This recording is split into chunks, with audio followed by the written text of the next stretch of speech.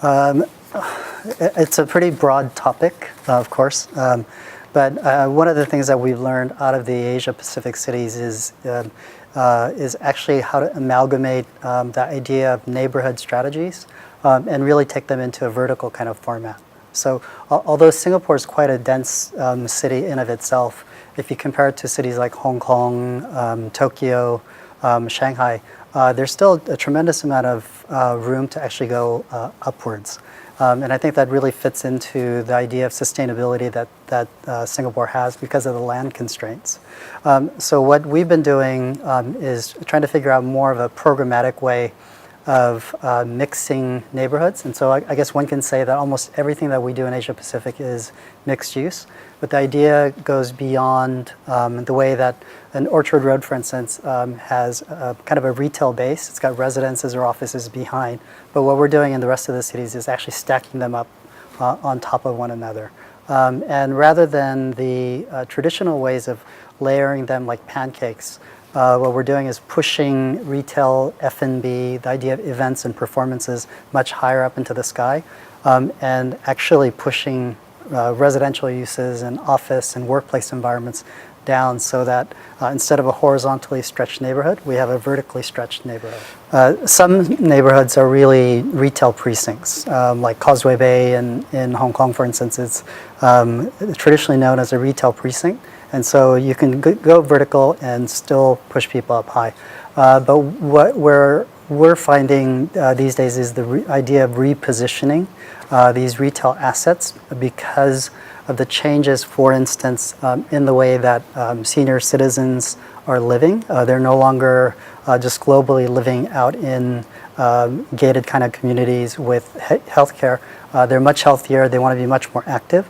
And so what retail does is actually serves as a kind of town center for them so that there's activities that they can participate in. So it's not the pure idea of branded luxury shopping, for instance. There are basic needs that people actually have on a regular basis. And I think another really interesting thing about what's happening with the workplace environment is, we have discussions with groups like Google, Microsoft. I recently visited the Amazon campus, and when you see how they're taking their workplace environment and driving it into the downtown and CBD areas, it really is a reflection on the desire of particularly younger workers who are more creative or in the technology field to actually want to be in a much more rich and vital neighborhood. They no longer just want to be in office campuses that are really polished and clean, but relatively devoid of normal life. They have security, of course, because they have intellectual property that has to be protected. But actually, it is not really gated anymore. And that's part of the attraction for vertical neighborhoods as workplace environments, so that people actually have normal things that they can do aside from just sitting in their studios. And I think that also is a kind of reflection of the way that flexible space, agile work programs have really influenced the way one takes care of your own real estate in an office environment. Desks are smaller, it's much more flexible, you sit where you want to. But the amount of breakout areas, which are what I would consider semi-public areas, is much more substantial in terms of programming than previously. But I think what's more interesting is actually that the surrounding neighborhoods are actually being pulled into the workplace environment as well. So the cafes, restaurants, bars, and really even play areas. That's part of the neighborhood, part of this city, but that's where the workers actually want to be.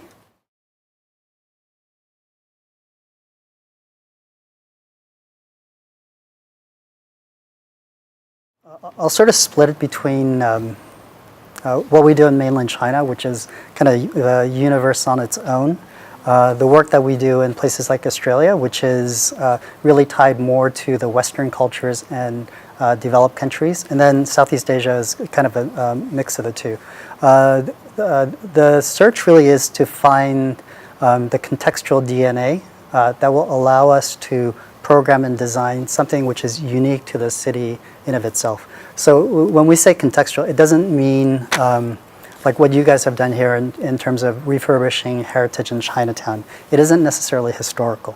What we're trying to find is the way a society and a people have evolved over time. In Hong Kong, for instance, we're able to do 15 to 20 levels of retail and F&B. We push them super high into the sky because each individual footprint for a developable area is probably half to a third of what you would get in Singapore, for instance. So it's extremely valuable. But at the same time, when you actually look at how people in Hong Kong behave, they're used to very narrow streets. They're constantly elbowing each other. Pretty aggressive city, as you guys know. And that actually allows us to carve three-dimensional pathways that actually move up the project much more easily than in a place like Australia or the US, where after 2-3 levels, everyone's exhausted and they don't want to explore anymore, no matter how interesting you make it. So if you think about 15 to 20 levels in Hong Kong, 2 to 3 in Australia, Singapore, for instance, would be somewhere in the middle. If you follow traditional rules of planning, and let's say, retail is really the hardest piece to, I think, plan overall. You make the most money at it, but it's also the part that fails fastest. And if you follow traditional rules of regional retail planning, there's a kind of natural limit at 4 or 5 for a place like Singapore. How you actually can begin to change that model is by designing experiences. And the reason that there's a natural limit at 4 or 5 levels is the way that the model, which was based on a US, North American prototype from the 1950s, really did not evolve for about a 25 to 30 year period. And that's essentially anchors on the 2 ends and a kind of dumbbell plan where people walk back and forth. And so the idea was that if there were attractions at the ends, people would be encouraged to go back and forth. What we do in Asia, of course, is we sort of tilt that plane. So the anchors are no longer just horizontally at the ground levels.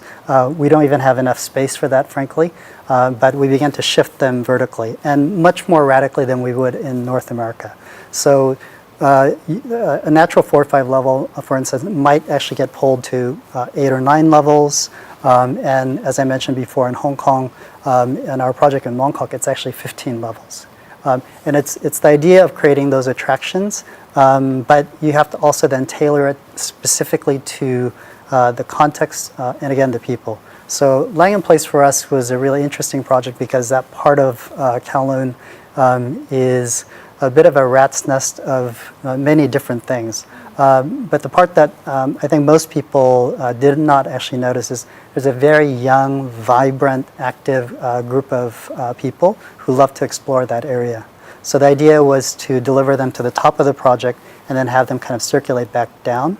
And the reason we can stretch them even further than natural planning is the top half of the project is really for them. Small shops where goods can be changed out constantly, young entrepreneurs taking in small shops that they can afford. But then it's also tied to the idea that with manufacturing that's quite cheap in southern China, for instance, and young designers, you can get goods made that's shipped over for a few weeks. And at the end of the few-week run, their original goods, they don't really come back.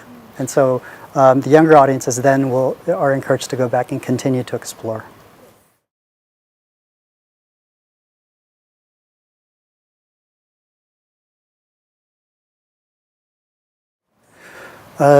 I think the easiest kind of comparison right now would be like mainland China. So for the last 15 to 20 years, well, to be fair, let's say 10 to 15 years, particularly for retail, but you could say that about residential product and office product as well. There was essentially one model that was accepted, and for at least a decade, it's been rolled out throughout the country. And in an emerging market, which is growing so rapidly in a historical period, I think everyone was able to get away with that. So speed, boldness, glitz, form, really were what was actually desired. Louder the better, flashier the better. If you talk to the smart developers right now, what's actually happening is that all of that has created an excess of product which is too similar. So it has kind of flattened the market just when Chinese society is evolving, bifurcating and creating a lot of niche markets where people have individual needs. but there's very simple types of products that actually serve the whole market. So the next 5 to 10 years, what we're going to be seeing is a far more of a fine-grained look at how to develop property, how to program for specific people and different types of markets.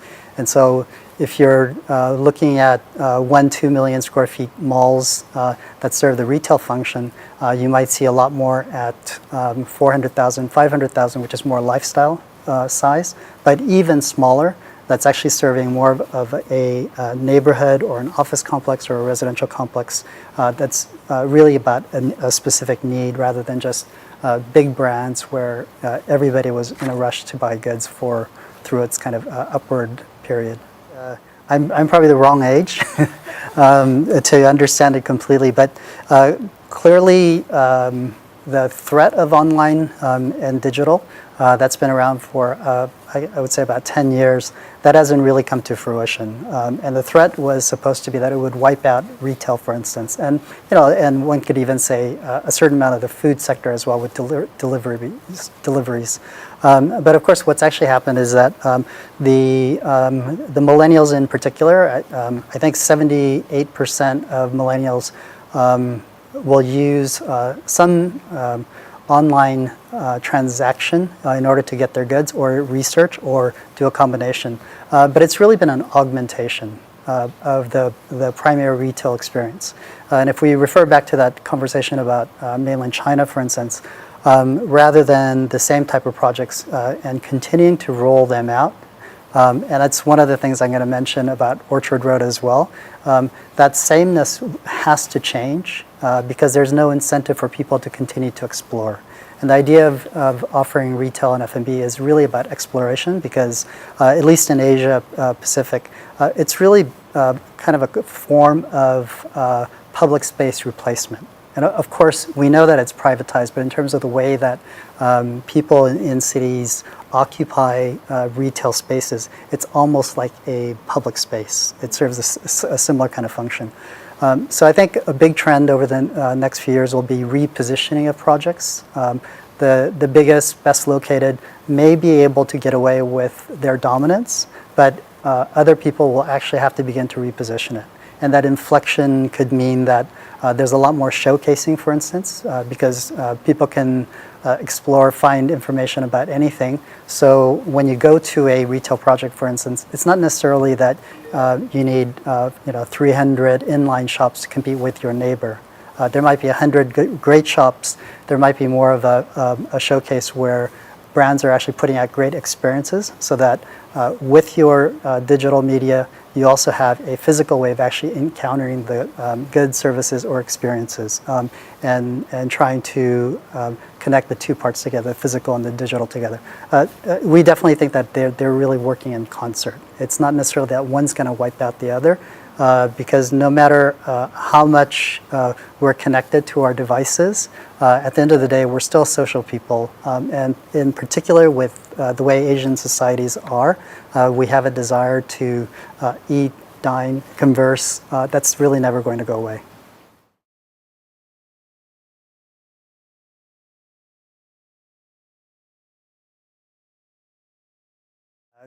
I would say most of us come to Singapore to learn how to do that. So in a way, Singapore is way ahead of the game. It's a model city for taking advantage of the infrastructure opportunities and creating garden cities and green areas. Namba Parks is a little bit different though in a way because what it does is it takes what was a secondary asset. It was a abandoned site effectively that a railway company owned, and the reason was that it was cut off between the railway tracks and an elevated highway. So it was relatively inaccessible. But that was a counterpoint to a part of the city in Osaka which had no green, had no sense of comfort about it in that part of the city. So the offer of the park itself is so that people can find other reasons to come to the property. Another great thing about it is that it's connected to transport completely and wholly, so that between what normally you think about as infrastructure and a park, the two are really connected seamlessly. And I think that's a trend of really pulling in a more passive solution right into the heart of the city rather than something which is distant that people actually go to. It's something that people can actually participate in on a daily basis. And in a kind of environment which it has more seasons than Singapore, since you guys only have one season. But we're also programming in like rooftop areas. And what we're trying to do is to learn from projects like what we're doing in Sydney and Melbourne, which has much more temperate weather, but for some reason doesn't have a lot of rooftop areas. And it's really changing, but we're also trying to figure out whether, even in a Southeast Asia type of climate, whether there isn't a desire for people to at least have some time outdoors as part of an integrated project. What we're always told in I'll say Malaysia, because the Malaysians are really insistent on this, they say that no Malaysian will walk more than 5 minutes outdoor. Okay? Now, all my Malaysian friends say that that's actually true, but if you look at the infrastructure and what is offered to them in terms of connectivity within a city, I would also not walk because it's extremely unfriendly. But if you put a version of, let's say, the High Line from New York City, and you put it right through the heart of Bukit Bintang, would people be encouraged to at least explore a bit further? And I would say yes. It's kind of interesting because 10 years ago there was no debate because we were pushing for more integrated solutions. Like Namba Parks, for instance, is about 70% indoor, 30% outdoor. But the big public moments are outdoor because we wanted to encourage this connection with nature. And we're still kind of pushing that. Now, 10 years ago in Southeast Asia, everyone told us that that's a losing battle, that it needed to be air-conditioned, needed to be inside. But I think after several decades of these types of solutions, part of it could be for variety, but I think it's really more for health reasons, that people still have a necessity to connect with the outdoors, even if it's just glimpses or moments in time. So it doesn't necessarily have to be a 100% outdoor project, but I think every project deserves outdoor rooms.